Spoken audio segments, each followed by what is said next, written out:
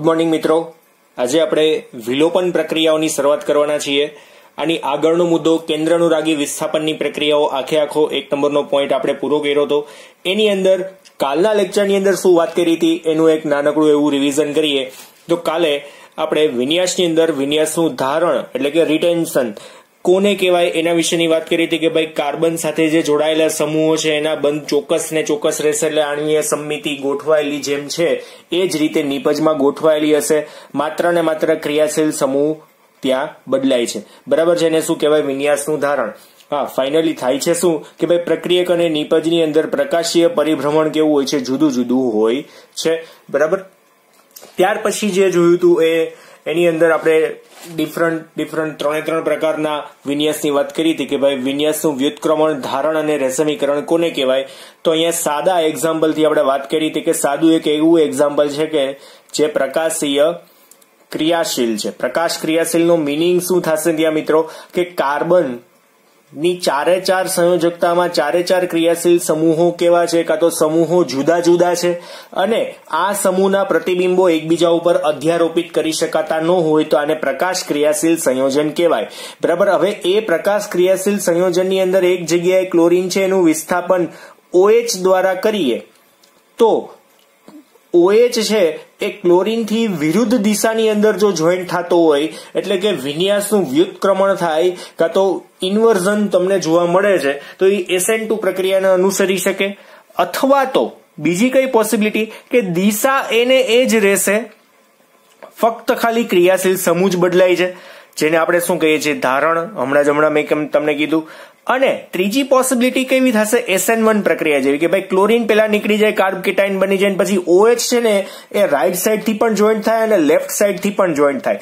It means અને એમાં પણ જો D અને L બંને વિન્યાસ બને અને એના પર્સન્ટેજ જો 50-50 હોય ને તો 50-50% જો મિશ્રણ બને તો એને રેશમિક મિશ્રણ કહેવાય. બરાબર છે. 50-50% જો તમને આવું દ્રાવણ મળે, એકમાં રાઈટ સાઈડ થી OH જોઈન્ટ થાય ને એકમાં લેફ્ટ સાઈડ થી થાય, બંનેના ટકાવાર પ્રમાણ જો 50 હોય એટલે કે D અને L ના પ્રમાણ જો સમાન હોય તો પરસ્પર શું કહેવાય? ભ્રમણ નાબૂદ થાય, જેને આપણે શું કહેવાય? રેશમિક મિશ્રણ કહેવાય. આ બંનેના સંયોજનને રેશમિક મિશ્રણ કહેવાય. ને હંમેશા રેશમિક મિશ્રણ છે એ કેવું હોય મિત્રો? પ્રકાશ અક્રિયાશીલ હોય. આ તમારે યાદ રાખવાનું છે. રેશમિક મિશ્રણ છે કેવા હોય છે? પ્રકાશ અક્રિયાશીલ. પ્રકાશ ક્રિયાશીલનું રીઝન શું? કે કોઈ પણ એક દિશામાં પરિભ્રમણ આપતું હોય. પ્રકાશ ક્રિયાશીલ દ્રાવણ કોઈ પણ એક દિશામાં, કાં તો ઓનલી લેફ્ટ કાં તો ઓનલી રાઈટ, ઇટ મીન્સ કાં તો લીવો હોય કાં તો ડેક્સ્ટ્રો હોય. પણ જો બે 50-50% મિશ્રણ મળે છે, ઇટ મીન્સ પોતપોતાના ભ્રમણ નાબૂદ કરે છે, તો રેશમિક મિશ્રણ કોઈ પણ હોય કેવું બની જશે? અહીંયા પ્રકાશ અક્રિયાશીલ. કાલના મેં લેક્ચરમાં તમને આ વાત નહોતી કીધી પણ PDF જે સેન્ડ કરેલી છે ને એની અંદર અહીંયા મેં એક એક્સ્ટ્રા લખી નાખ્યું છે કે આ પ્રકાશ અક્રિયાશીલ છે. બરાબર. એટલે આ પોઈન્ટ તમને એક્ઝેક્ટલી ખબર પડી ગઈ છે અને એના ઉપરથી જ આપણે સમજૂતી અહીંયા લખેલી હતી અને એટ એ ટાઈમ પણ મેં લખ્યું હતું કે પ્રકાશ અક્રિયાશીલ છે. રેશમિક મિશ્રણ હોય પ્રકાશનું અક્રિયાશીલ મિશ્રણ છે અને આપણે આગળ એ વાત જોઈ ગયા હતા. બરાબર છે. હવે ચેપ્ટરના ઇઝીએસ્ટ ટોપિક બાકી છે. અત્યાર સુધી જે મેઇન વાત હતી એ ભણી ગયા આપણે અને ગવર્મેન્ટની ગાઈડલાઈન મુજબ એટલે કે અત્યારે જે આ વર્ષ ચાલે છે જેની અંદર કોરોનાના સંક્રમણના લીધે આપણે સિલેબસ જે આ વર્ષ માટે ઓનલી ઘટાડેલો છે, બરાબર, એની અંદર અમુક પોર્શન જે કટ થઈ ગયો છે એ પોર્શનને આપણે અત્યારે નિગ્લેક્ટ કરીને જે કીધો છે એ પોર્શનને જ આપણે આજે ભણવાના છીએ. આજે નહીં પણ હવે પછીના પાર્ટની અંદર ભણશું. બરાબર છે. બાકીનો પોર્શન સમય વધતા આપણે પૂરો તો કરી જ નાખશું. એનું કારણ છે કે એ JEE અને નીટની અંદર આવશે, પણ અત્યારે હાલની તકે સૌથી પહેલા આપણો એક પ્લાન એવો છે કે આપણે સૌથી પહેલા સિલેબસ બોર્ડની ગાઈડલાઈન મુજબ પૂર્ણ કરીએ. બરાબર છે. તો અહીંયા આજના પોઈન્ટની અંદર જે જોવાનું છે એ છે વિલોપન પ્રક્રિયાઓ. તો વિલોપન પ્રક્રિયાની શરૂઆત થાય ને એ પહેલા આ વિલોપન પ્રક્રિયાને બીજા એક નામે ઓળખાય છે તો એનું લખી નાખીએ નામ પણ. બીટા વિલોપન પ્રક્રિયા. બીટા વિલોપન પ્રક્રિયા. શું કામ એને બીટા વિલોપન પ્રક્રિયા કહે છે? કેમ કે બીટા સ્થાન ઉપરથી કોઈ એક સમૂહ છૂટો પડવાનો છે. હવે તમને આલ્ફા અને બીટા સ્થાન શું છે એ ખબર નથી. તમારી બુકની અંદર આ સમજાવેલું તો છે જ, પણ આપણે એને જેક્રોસ જેમાં બહુ વ્યવસ્થિત રીતે સમજી લઈએ. જેક્રોસ જેમાં લખીએ અણુમાં આલ્ફા અને બીટા કાર્બનનું સ્થાન ક્યાં હોય છે, બરાબર. તો આના વિશે જો વાત કરીએ તો સૌથી પહેલા દાખલા તરીકે આપણી પાસે ક્રિયાશીલ સમૂહ છે હેલોજન. કયો? હેલોજન ક્રિયાશીલ સમૂહ છે. X ઇઝ ઇક્વલ ટુ તમને લોકોને ખ્યાલ છે કોણ હોય? Fluorine, chlorine, bromine, iodine. X બરાબર કહી શકાય ને, બરાબર. હેલોજન ક્રિયાશીલ સમૂહ છે. એની સાથે એક કાર્બન જોડાયેલો છે, બરાબર. હવે ક્રિયાશીલ સમૂહ સાથે જે જોડાયેલા કાર્બન છે એ પહેલો જ કાર્બન સમજજો, શબ્દ ખાસ પકડજો. પહેલા જ કાર્બનને શું કહેવાય મિત્રો? આલ્ફા કાર્બન, બરાબર છે. હવે આલ્ફા કાર્બન છે ને એ એની જુદી જુદી સંયોજકતાની અંદર બીજા કાર્બન સાથે જોડાઈ શકે ખરી? તો અહીંયા આ બીજો કાર્બન, બરાબર. આ કાર્બનની એ બધાની પોતપોતાની પાછી સંયોજકતા હોય. આમ તો 4 સંયોજકતા આપણે આ જ રીતના દર્શાવીએ, તમને 4 સંયોજકતા દેખાય જ છે, બરાબર. પણ જોવાનું છે શું અહીંયા કે ભાઈ આ જે ગ્રીન કલરના કાર્બન છે ને એ આલ્ફા કાર્બન સાથે જ કનેક્ટેડ છે. એટલે એક alpha carbon maximum 3 beta carbon સાથે જોડાઈ શકે. કેટલા? Maximum 3 beta carbon. એટલે આલ્ફા સાથે જોડાયેલા દરેક કાર્બન જે ડિરેક્ટલી કનેક્ટેડ છે એ બધાને શું કહેવાય? બીટા કાર્બન કહી શકાય. સમજાય છે એક્ઝેક્ટલી? હજુ આપણે કન્ટિન્યુઅસ હવે આપણે આ એક જ દિશામાં આગળ વધીએ, બરાબર છે. એટલે ખોટું લાંબુ ન થાય, એક જ દિશામાં આગળ વધીએ. તો હવે દાખલા તરીકે એક ત્રીજો કાર્બન છે આ રીતના. હજુ અહીંયા આમ લાંબુ કરવું હોય તો કરી શકાય ખરી હો, આ રીતના જોડાઈ શકે ખરી હજુ. અને આ દરેક સંયોજકતામાં કાર્બન હોય પણ આપણે બહુ ખેંચતા નથી. અત્યારે એક જ દિશામાં આગળ વધારીએ કે બીટા કાર્બન જે કાર્બન સાથે જોડાયેલો છે તેના પછી નો, એટલે પછી વળી પાછું એમ ન કહેતા સર આલ્ફા ને બીટા નો કહી દેવાય, બરાબર. એટલે થોડુંક અહીંયા કન્ફ્યુઝન ન થાય એટલા માટે. પણ બીટા કાર્બન એક સંયોજકતામાં તો આલ્ફા સાથે કનેક્ટ હોય તો જે બીટા બન્યો હોય, એમને તો બીટા બનશે નહીં. તો બીટા પાસે બાકીની કેટલી સંયોજકતા છે? 3 સંયોજકતા છે. એની અંદર કોઈ એક સંયોજકતામાં જો એ કાર્બન સાથે જોડાયેલો હોય ને તો એને આપણે શું કહી શકાય? આલ્ફા બીટા પછી કોણ આવશે? Gamma. Roman A B C D alpha beta gamma delta eta, બરાબર છે. આ રીતના આખી એબીસીડી આપણે આલ્ફા બીટા ગામા સુધી રાખીએ અને આપણે જરૂર તો બીટા સુધીની જ છે, એટલે વધારે કઈ જરૂર નથી. અહીંયા બીટા વિલોપન પ્રક્રિયા લખ્યું છે તો એટલે તમે સમજો છો એક્ઝેક્ટલી. અહીંયા ક્રિયાશીલ સમૂહ ધરાવતો કાર્બન, જે કાર્બન સાથે ક્રિયાશીલ સમૂહ છે એ કાર્બનને આલ્ફા કાર્બન કહેવાય. આલ્ફા કાર્બનની બાકીની 3 સંયોજકતામાં જેટલા પણ કાર્બન છે, 3 સંયોજકતામાં જેટલા પણ કાર્બન જોડાયેલા હોય, 3 કાર્બન જો હોય તો 3 બીટા કાર્બન કહેવાય. કાર્બન સિવાયના બીજા કોઈ પ્રક્રિયકને આપણે બીટા શબ્દ ઉપયોગમાં લઈ શકતા નથી, બરાબર. માત્ર કાર્બનને જ કહીએ. જો અહીંયા આલ્ફા અને બીટા કાર્બનની વાત છે, સમજાય છે એક્ઝેક્ટલી? તો ખબર પડી ગઈ. ક્રિયાશીલ સમૂહ ધરાવતો કાર્બન આલ્ફા કાર્બન, અને આલ્ફા કાર્બન જેટલા કાર્બન સાથે જોડાયેલા હોય બધાને શું કહેવાય? બીટા કાર્બન, બરાબર. ડિરેક્ટલી જોડાયેલા હોવા જોઈએ. અને મેં તમને કલરથી બહુ વ્યવસ્થિત સમજાવવાની ટ્રાય કરી છે. હવે આપણે એક્ઝામ્પલની વાત કરીએ. આની અંદર બીટા વિલોપન પ્રક્રિયાનું સાદું એક એક્ઝામ્પલ અને આગળ થિયરીને વધારીએ. જોઈએ એક્ઝામ્પલ. ક્રિયાવિધિ એક પ્રકારની તમારે યાદ રાખવાની છે કે આમાં કેવી રીતના રિએક્શન થાય છે. તો આપણે ઇલિબરેટ કરીને રાખીએ આખું. જોજો અહીંયા ધ્યાન આપજો. CH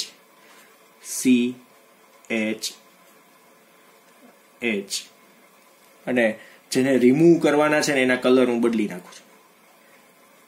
H અને દાખલા તરીકે અહીંયા ક્લોરીન છે. દાખલા તરીકે અહીંયા શું છે? ક્લોરીન છે. પ્રક્રિયા આપણે કોની સાથે કરવાની છે? તો અહીંયા આપણે બેઝિક માધ્યમ કોનું લેવાનું છે? આલ્કોહોલિક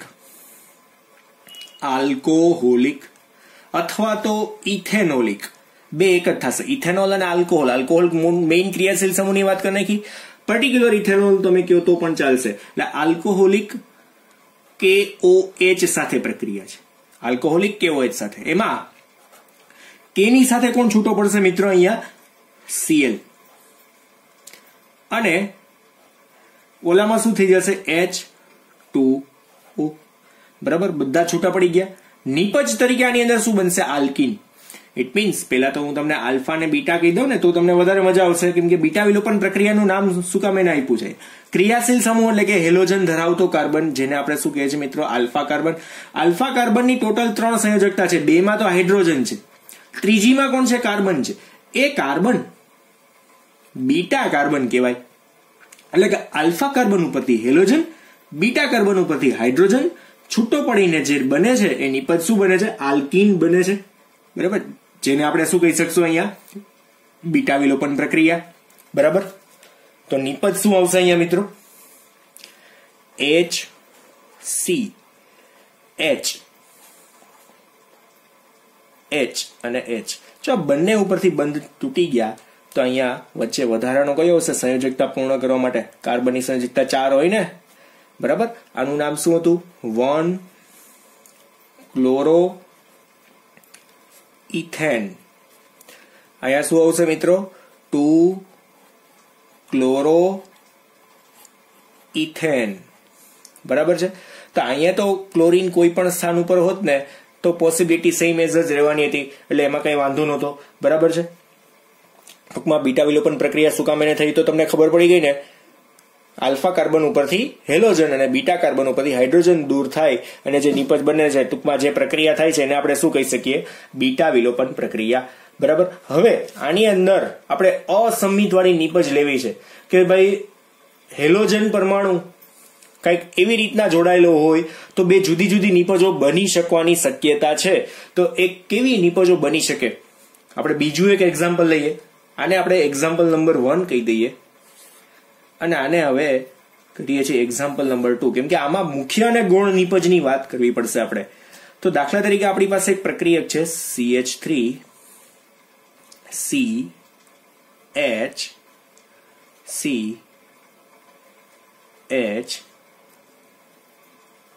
CH H અને H.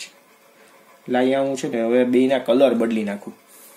એક જગ્યા અહીંયા હાઇડ્રોજન છે, પોપટી કલરનો છે.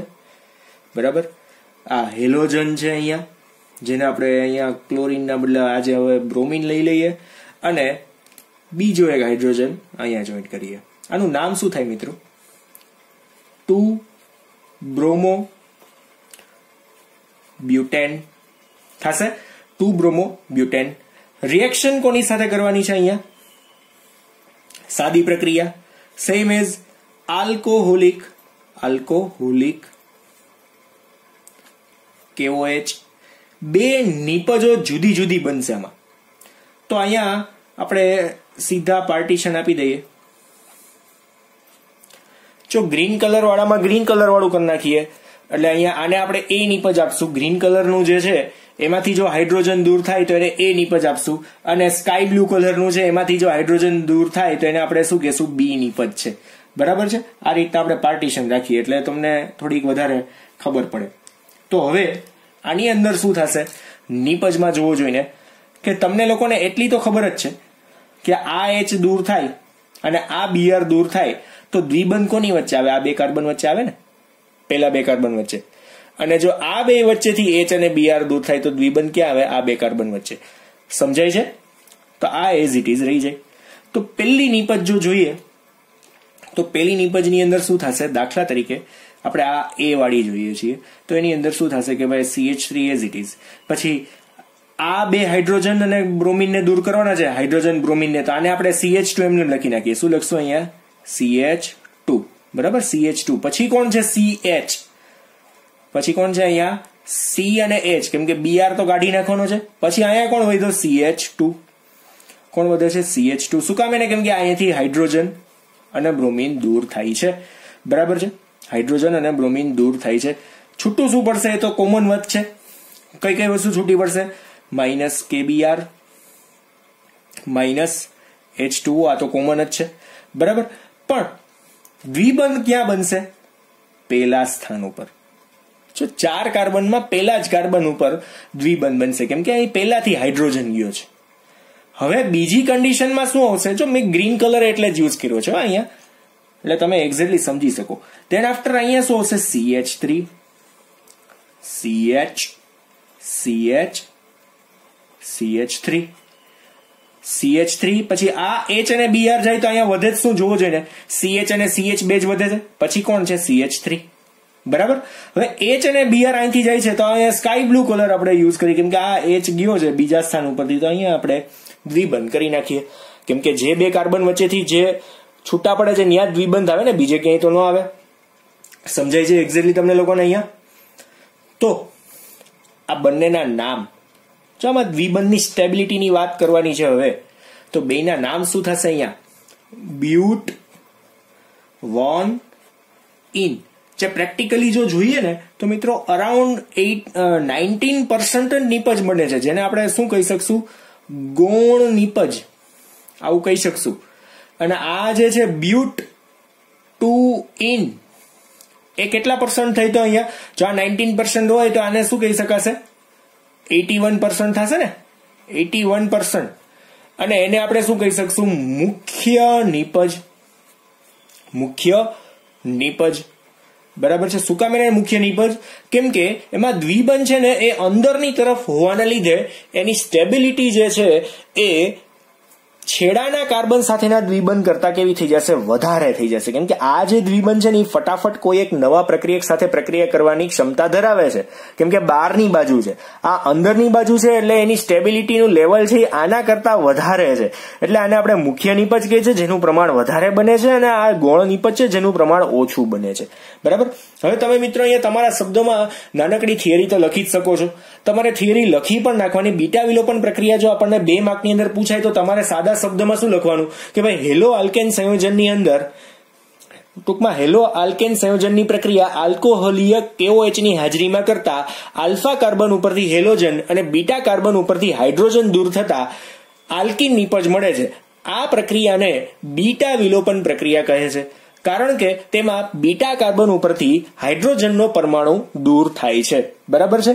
આ લાઈનને ફરી પાછી રિપીટ ટેલિકાસ્ટ કરીને તમારે જોઈ લેવાની છે. એક વખત બોલો, તમે પાછું બીજી વખત ટેલિકાસ્ટ થશે. આ મારા માટે તો બહુ ફાયદાકારક છે, પણ તમારે રિવિઝન કરી નાખવાનું, તમને કંટાળો આવે તો પણ. બરાબર છે. પણ આ શબ્દોને ખાસ યાદ રાખવાના છે. એ તમારે તમારી નોટબુકમાં જયારે લખો ને ત્યારે તમારે સાથે લખી નાખવાના છે, કેમ કે એનો પણ અડધો માર્ક હોય છે.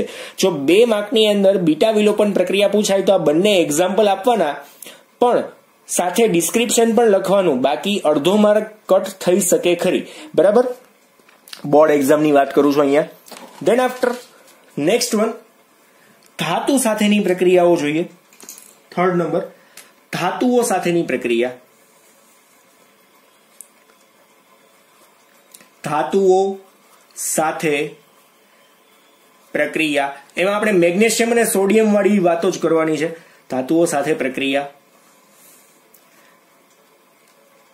તો આમાં મેગ્નેશિયમ સાથેની વાત આવશે, કાર્બ ધાતુના બંધ વિશેની વાત આવશે. ધાતુ સાથે પ્રક્રિયા થાય એટલે કોની વાત કરવાની આવશે? કાર્બ ધાતુ બંધ, ઓર્ગેનોમેટાલિક બંધ વિશેની વાત આવશે.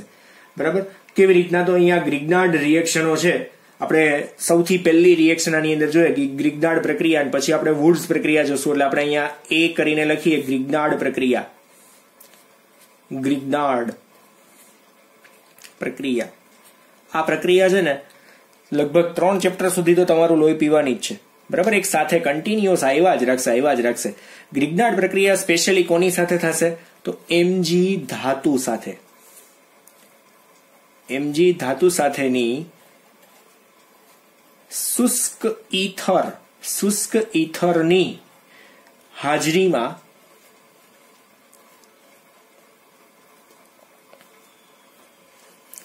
આલ્કાઇલ હેલાઇડની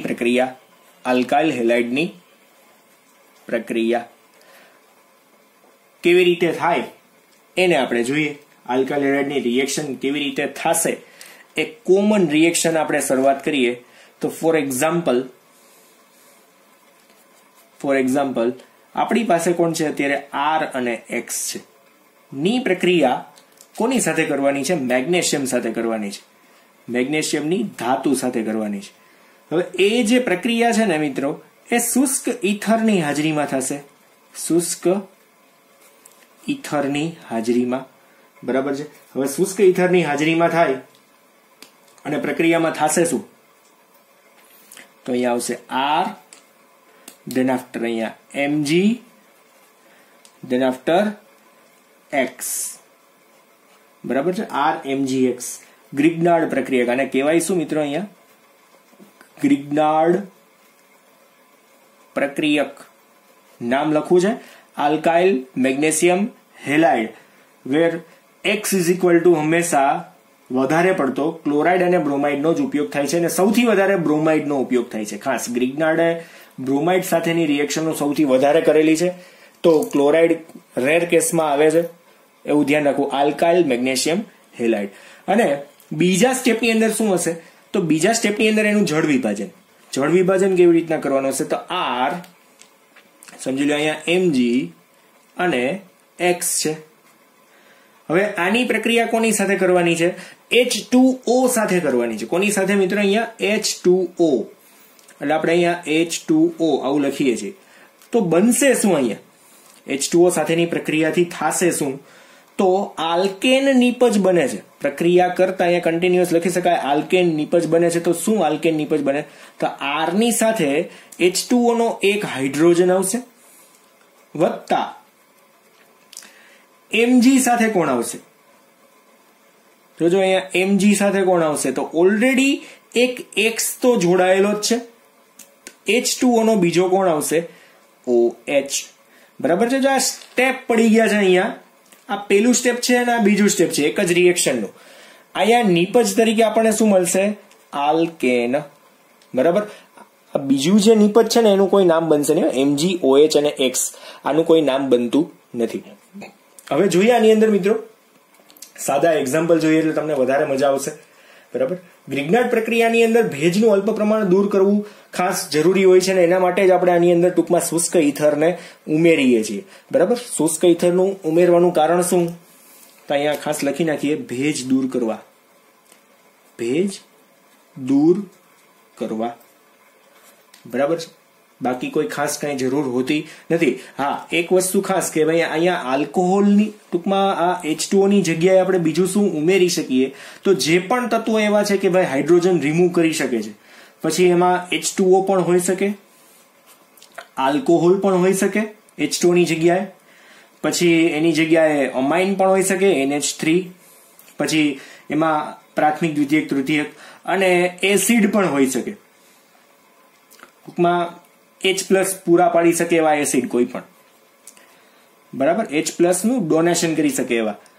એટલે H2SO4 છે, પછી જનરલી HNO3 તો એની અંદર ખાસ નથી આવતું, H2SO4 સુધી ઠીક છે. H3PO4 હોય કોઈ પણ ફોસ્ફરિક એસિડ. તો ટૂંકમાં અહીંયા તરીકે જે H+ ડોનેટ કરે છે. બરાબર. હવે સાદા રિએક્શન જોઈએ આપણે ફોર એક્ઝામ્પલ્સ. હવે જે પૂછાઈ શકે એવી પ્રક્રિયાઓ છે. ઇથેનની બનાવટની દાખલા તરીકે આપણે પ્રક્રિયા કરવી છે. ઇથેનની બનાવટ કેવી રીતના?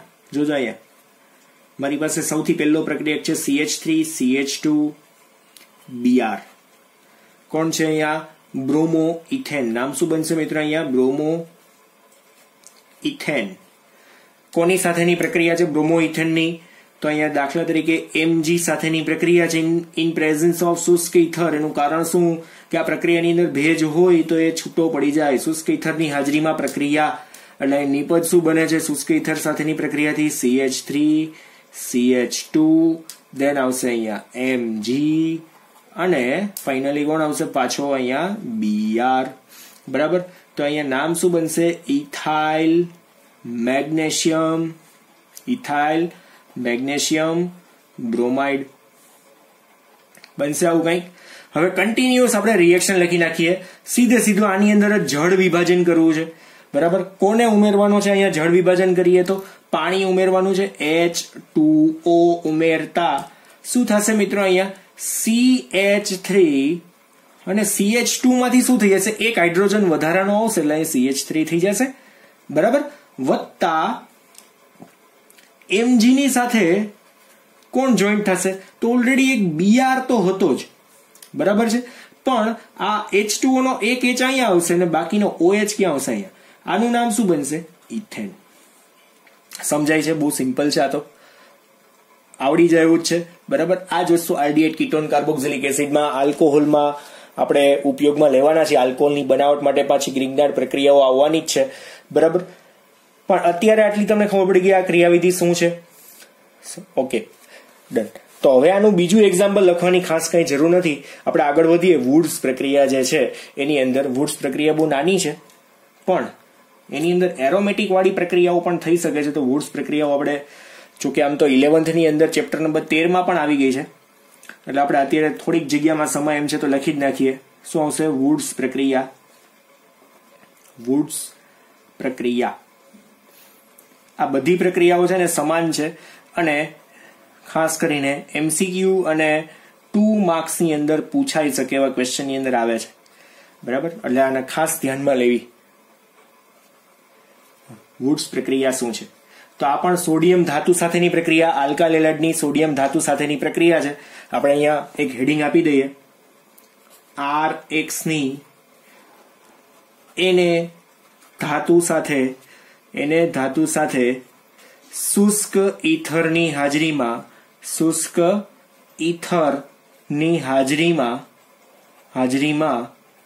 પ્રક્રિયા, બરાબર છે. અને બનશે શું? અહીંયા નિપજમાં સેમ એઝ આલ્કેન જ બનશે. એટલે 2 નંબર અને 3 નંબરની જે રિએક્શન હતી, 2 નંબરની રિએક્શન આપણે જે જોઈ બીટા વિલોપન, એમાં આલ્કીન નિપજ બનતી હતી. 3 નંબરની જે ધાતુ સાથેની પ્રક્રિયા છે એમાં દરેકમાં શું બને છે? આલ્કેન બને છે. પણ એક ખાસ આમાં એક યાદ રાખવાનું છે કે પ્રક્રિયક કરતા બમણા કાર્બન ધરાવતો આલ્કેન મળે, બરાબર. એટલે પ્રક્રિયકની અંદર જો આપણે મિથેન લીધો હોય તો નિપજમાં ઇથેન આવે. જોઈએ કઈ રીતના. પહેલા તો કોમન રિએક્શન લખી નાખશું આપણે મિત્રો. કોમન રિએક્શન શું આવશે અહીંયા? દાખલા તરીકે RX લઈએ છીએ, પણ એની અંદર R ની વેલ્યુ અહીંયા 2 મોલ્સ કરી નાખીએ. રિએક્ટ વિથ શું આવશે અહીંયા? 2 મોલ્સ ઓફ સોડિયમ. 2 સોડિયમ સાથે પ્રક્રિયા થાય ઇન પ્રેઝન્સ ઓફ શુષ્ક ઈથર, એટલે અહીંયા શું બનશે? R અને R 2 જોઈન્ટ થઈ જશે. તો આ 2X કોની સાથે જશે? 2NaX, બરાબર. 2NaX થઈ જશે. અહીંયા શું આવશે? શુષ્ક ઈથર. ખબર પડે છે એક્ઝેક્ટલી? આટલી સાદી પ્રક્રિયા છે. અને હજુ એક પાછળ આપણે જોઈએ વુડ્સ પ્રક્રિયાનું સાદું એક કોમન એક્ઝામ્પલ જો જોઈએ તો અહીંયા એક ખાસ ધ્યાન રાખજો. દાખલા તરીકે મેં શરૂઆતનો પ્રક્રિયક 2 મોલ્સ ઓફ CH3Cl લીધો છે. CH3Cl નું મિત્રો નામ શું થાય? જોજો અહીંયા, ક્લોરોમિથેન. એટલે હું હમણાં જ જે બોલ્યો કે ભાઈ જો મિથેન લીધો હોય તો નિપજમાં ઇથેન બનશે. કઈ રીતના?